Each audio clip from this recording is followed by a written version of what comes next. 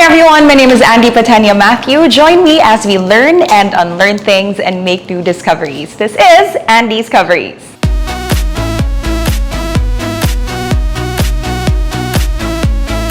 And the comma goes to AnDiscoveries.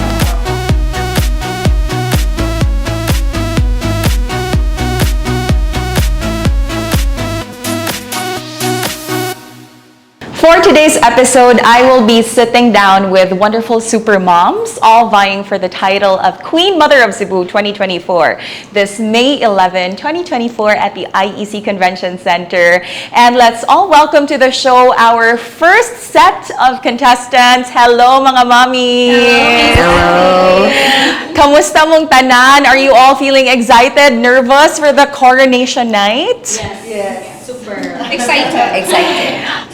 I read through the description of the pageant in yung Facebook page, and it says here, Queen Mother of Cebu is open to all single moms, married, annulled, and widowed, fit or plus-sized. So this means nga inana gid siya ka-inclusive, no? This is for all moms coming from all walks of life. So for this interview, I thought that we'd steer away from common pageant questions, talking about your advocacy, because you'll get to speak about that during the pageant night itself, diba? And the other activities related to the pageant. So for now, ganahan lang ta ko nga very casual lang ato ang conversation pertaining to anything concerning motherhood. Game? Yes. Alright, sige, but before that, of course, we'd like to get to know you one by one. So if you'd like to introduce yourself to our viewers, just one-liner, your name and how you'd like to describe yourself. Let's start with you, Mommy Minnie. Hi, my name is Minnie Valderrama Marante, also known as Madiskati nga Inahan. Wow. I'm Ella, the bubbliest mother here in QMC 2024. Duh. Hi, I'm Elsie. Courageous because it's not easy having a half dozen kids. Hi, my name is Beatrice, the hustler mom. Hello, Cebu. My name is Rose Naliap. I am 35 years old with 3 kids and representing the municipality of Tuburan. Wow. Thank you so much inyong pagpaila-ila. So as you can see, we have 5 beautiful mothers from the different places of the province of Cebu. And you all have kids already, right? So si Mommy Minnie has 4, Mommy Ella has 1, Mommy Elsie has 6. And she is, by the way, the pinaka-ate sa tanang ng mga contestants. You're already 56 years old. And her oldest child is already 30. Magkaedad na sa mga fellow contestants. We also have Mommy B, who has 5 kids, and Mommy Rose who has 3 kids, right? So, first question, how was your first pregnancy or labor experience like? If you can go back to that day dito sa labor room and inyo yung ma-recall, katong moment nga nagbati na mo and padong na mo mga anak. Well, I was 21 years old and premature na akong baby. And so, I still remember sa Cebu Doc, daghan kag intern, so nag-inilugay sila. Kay first time nila nga maka-witness. But I was in labor for 20 hours, so nag-gikap. Oh, okay, pareho kita mami sa akong first child. So, I remember at exactly 4 p.m., nagawa sa akong baby. Okay. Ikaw, mami. Ako kay 20 hours active labor to the point nga nianan ako sa akong OB, isiis na ko, Dok. As inya, COVID pa jud to. So, ang naa sa delivery room, akong ba na naras gawas. First timer pa jud as inya. Kada kay mo ana nang nurse, ma'am, naunsa naman ka, ma'am, kay mo tingog naman ang bed, kay akong kuptan, ting mo ana naman jud ang akong bed sheet puno naman gid sa mga kuan kay wala gid nanagsalam, ma'am, ginhawa lang jud, ma'am, nana jud ko asa pa ko dapit mo ginhawa nga arang kay mao di ay akong anak natulog ra sa akong tiyan. So gipainom ko duha ka Chucky. Really? Gipahawon ko duha ka Cloud9 para mamata siya. Mamata siya og dira pa siya nag 8 cm. Okay. Ay ha pa ni buto akong panubigan. So, normal delivery? Normal delivery pero after is nag 40 degrees akong hilanat tungod sa pain. Infection? Or? Tungod lang gid siya sa pain, ma'am niya. Niabot sa point na nakulbaan ko kay tingali maan na sa tag-COVID positive. Kay ting COVID man to. So, ampo lang gis kay tas nakalingkawas raman pod. Pero ikaw, mami, CS, normal, Normal ang phone. tanan. Wow. Ikaw, mami, mom of 6. Amazing yun. Mabuang ako sa duha. The first time, I don't know really unsa gyud ang pain, ma'am. I thought it's just a normal pain, but when I experienced it, oh my God, I told, di na ko mausap. Pero nakauna. Mauna din. Yes, and my father-in-law is a doctor, and then I stay in the doctor's quarter. Then ako ra usa. Okay. Oh my God, ako ra usa din. So I go out, kaya sakit na gid kaayo. I thought, sus, kung hibawaan pala ni yung kung minyo ani ay. But then, Pero nga nakaunom ka. I got easily pregnant, ma'am. We are 9 in the family. Siblings. Murag lahi na mo ang 9 ba. Okay. Once lang, mabuntis na dayon. But anyway, I consider my children as the most precious gift from God Yes. to me. So I'm very happy. Upat naman sila nakahuman. The eldest is a doctor, the one is engineer, the one is banker, and the one is LGU Constellation. Then ako duha ka estudyante na lang yun. So I consider nga precious gifts from God to me. Amazing. Behind all the pain and sacrifices. Ikaw, mami. Sa ako ang good, early pregnancy manggug ko, like 17 years old ko sa akong first baby. okay. Yeah, premature pa gyud siya. So painful jud kayo kay nag-UTI ko muna nakaanak. Yes, and then soto pa jud ko, so di jud ka pwede magyaya kay ma-award jud ka sa doctor. So kuan na jud ko na kamo jud ko makaanak og kanang tarong, and then isaad pa ko di na jud ko mobalik diri sa Soto. Ang ending the next year nibalik ra gyapon sa Soto sa ikaduha. So muna siya. Mami Rose. For me, Miss Andi, it was really memorable. Kay I transferred to 4 different facilities. Why? First is that libre ra gyud unta to sa Glory Reborn in Cabreros. Okay. But then they said na, ma'am, gamay imong baby, then kanang lisod siya, ang iyang heartbeat ba, dili siya maayo. So, I transferred to CCMC. Now, CCMC that time, wala man sila incubator. Then gamay man akong baby. So, I said nga, sige lang, transfer na lang mi og private. So, we transferred to St. Vincent Hospital. Ma'am, ang St. Vincent Hospital, if CS ka, 80 to 100K baya jud if private. So, wala man gyud may anak na money. So, we decided to transfer to Soto. So, my first baby was born in Soto. Very, very memorable kay pre-eclampsia ko, which is my BP went as high as Per normal. 160. CS, Oh, ma'am. yes. Yes, so pagtusok sa Magso, it was really kanang hot jud akong pamati. But then, thankfully, gi-CS ko sa private doctor, and then I gave birth to a beautiful baby girl who is now into pageantry as well. Really? Pero for yours, the next 2 kids, okay na ang experience? CS. I have mom, 3 Jessica. CS. Yes. Same. Both my kids were also delivered via CS section. Okay, unfortunately, last question, and para everyone can have the chance to speak ba. Despite all of the hardships that we all encounter in motherhood, sa pagpanganak pa lang daan, diba, they saying 1 foot is already in the grave. But as you've mentioned, Mami, your children are your greatest blessing. What for you is the greatest lesson that you've learned as a mom? Siguro mayon ko hard lesson because at the young age of 21, I was ready to be a mom. In fact, I started working at the age of 19 as a ballroom dance instructor. So I was already earning that much. Wow. So, kung una-una na, ganahan ko makaanak. But when I had my baby, I never thought nga ang responsibility sa motherhood ba, dako kaayo. So, medyo nag-struggle ko how I can raise my kid. And unfortunately, his father and I separated man. And so, siguro ang lesson na is, for all the women out there who's planning to have their family, they have to be financially ready. Right. Because ang mag-suffer gid ang mga bata. Mami. Sa ako na case, I learned that the value of patience, to wait, because I am PCOS, bilateral. My husband has also a fertility problem. So, for 2 years, we went out and in sa fertility doctor sa Chongwa. We spent thousands of money. And then, until the doctor said,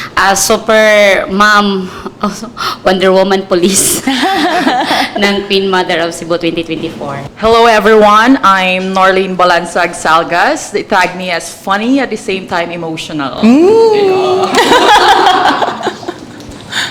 Maayong adlaw, Sugboanon. My name is Rika Marie Kenyata Lanyohan, and I am your sassy single mama. Wow.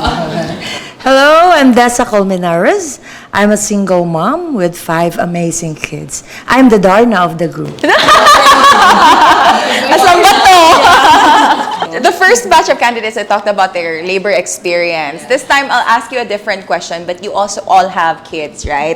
Si Mami Dessa has 5, Mami Rika has 1, Mami Norlene has 2, Mami Rosemary has 3, ug si Mami Emalyn has 1, right? Okay, so karon, aside from, after giving birth, I'd just like to ask, how was your breastfeeding journey like also with your children? Yeah, for me, it's so sakit for the first time because I'm 18 years old. I don't know how to, og muhilak ang bata, muhilak sa kog apil. Oh, kaya sakit kayo. But, as a mom, I love my kids. That's why akong i-sacrifice. Nga bisag sakit. So, na ang baby tambok kaayo. The breastfeeding mo ang 5? Yeah, ang 5. As in, kanang exclusive? I'm working man, so pag 1 year nila, na sila katong mga milk nga mabayin na. Yeah. But at least, but would you say nga mas sayon ang pagka-5 na? Because I believe back then, mga good mami, wa pa kayo ka relevant available information about breastfeeding compared to karon nga daghan na kay mommy support groups na especially online. Yeah. For me, ang gap kasi ng from the last baby, I have 5. I have 3 engineers and I have medtech now. Wow. Ang iyang gisundan is 14 years ilang gap. So na-cesarean ko. So lisod kayo. So ning back to 0 ko. Back lahat tanan, palit tanan, bag-o tanan. So diya na pud nagsugod na pud nga unsaon pag take care sa baby, and then in my age murag di na ta bata, but I'm still 20. Yeah. Di na lang ta magsaba. Di na lang ta How many years magsaba. ago? Yeah, plus. Ikaw, Mami Rika. Ako, I nag-breastfeed ko for 1 year. Okay, since I'm working and I'm a single mom, so mix siya with formula. And when I decide nga, dili na siya kay nagbiyahe na manggugo sa akong work, kinahanglan mo travel, so dili pwede nga magsalig siya sa akong breastfeed. So, giluta siya after 1 year. But for you, sayon ba siya? No, it's hard. Actually, nangasamad akong boobs. And then, dili dyan siya lalim nga magpa-breastfeed. Pero, since love ni mo yung baby, kuha na dyan siya. Tolerable. Mami Norlene. Yeah, sa ako kay kanang nabilin man akong anak sa hospital kay na-infection. So for 7 days na siya sa hospital.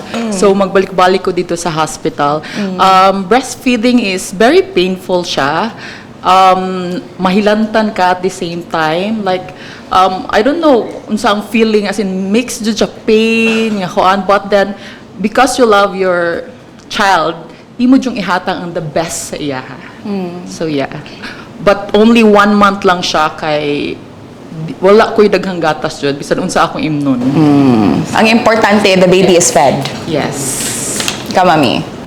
Ako itong time kay guided man sa ako ang mother pag panganak, pero for breastfeeding kay gilok siya nga. Ang nipple gay nimo kadugayan kay mo siya musama dayon nasamad nigtutoy nanasad ang pain. Pero ako ato kay thankful ra jud ko kay bahalag lisod, do lisod jud kay kuan gud to siya, kailangan mamatakag sayo dayon tawtod sige kapatutoy pila rag interval hours ra. Then aton time kay wala pa siya kabot og 2 months gi-mix na siya. Kay work man ko as sa Sugboan Rural Bank atong time kay fresh graduate. Ikaw, Mami Emma. Ako, Miss Andi, akong breastfeeding na medyo lisod-lisod jud siya kay nanganak ko nga wala akong mama because my mom left us when I was 2nd year college. And then struggle jud siya, and then ako pa yung anak is allergy siya og mga gatas ato nga time, so I need to fight for breastfeeding gid. Ako siya gidala sa office. Okay. Like for 1 year siya ako siya gidala-dala, kung dili ako siya madala mag-pump jud ko sa office. So mao na akong journey sa breastfeed. So di siya pwedeng formula milk. Ato nga time, yes. And mahal sa kayang gatas katong mga kanang medyo na allergy nga mga bata sa kuan. So ako yung gi-fight nga mag-breastfeed jud ko at least for 1 year lang. Right. And the reason why I'm asking you this question, ba, because it's also important for people to know, no, nga di siya lalim. It's not just the labor, the pregnancy that's difficult, but even everything that comes after giving birth. But also on siguro, just to educate also the audience nga, a lot of lactation consultants also clarify nga breastfeeding should not be painful.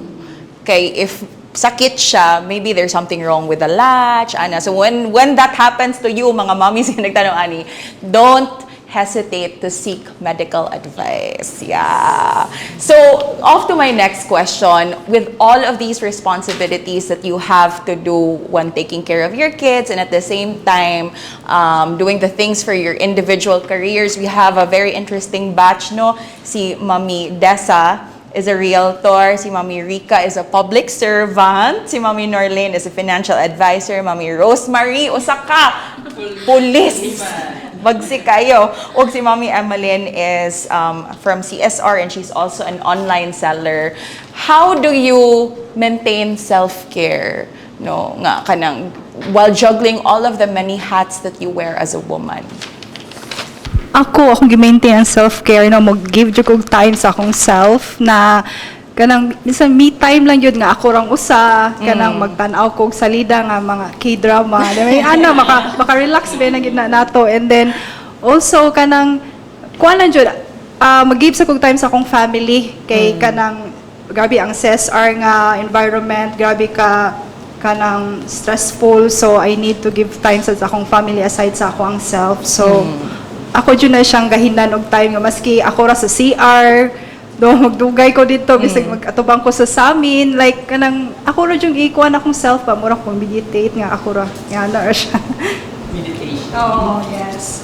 Ako Miss Andi, mo hatag ra kog break sa akong self. Though inana jud ka high-tech ang pagka police karon, no, compliance plus field pa jud, daghang sugod diri sugod dito bitaw, pero mo take ra jud ko og break niyan, deep breath, then take a nap, then sa mo man good kay if ever na jud ko time ako jud nang spend sa ako ang kids and sa ako ang husband.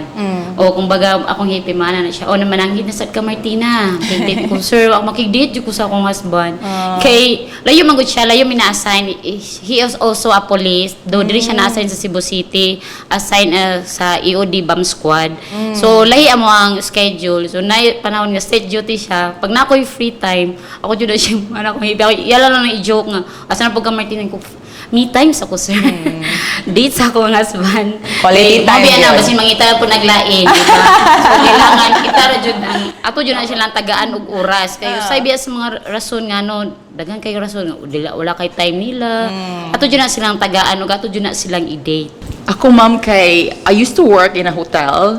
So, busy kay ko, wala ko'y time sa akong mga anak. And my husband used to work abroad. So, I decided nga, mo resign na lang ka ako, no, kay murag sad man kaayo nga iniglakaw na ako, tug pa akong anak, iniguli na ako, tug na pud sila. So kon ni-ask ko og guidance ni Lord nga, help me Lord be, I need ka nang ganahan ko na ako'y daghang time sa akong mga kids kay wala na gani akong bana, wala pa ko. So I decided to transfer og work as a financial advisor kay you own your time man. Okay. So mao to siya. As a financial advisor, na nakoy daghang oras sa akong mga anak. So, but how about for yourself, Mami? Mo na siya akong pinakakuan is, at the same time, muhatag kong time sa akong kagulingon, like, mag-malling, mag-shopping, once in a while. But most of the time, I'm with my kids. To spend time with them. Ikaw, Mami, ano sa'yo mong self-care? Ako, Miss Andi, since I'm a single mom for 10 years now, for the past 2 years, gikan sa pagpanganak na ko, wala jud ko'y me time.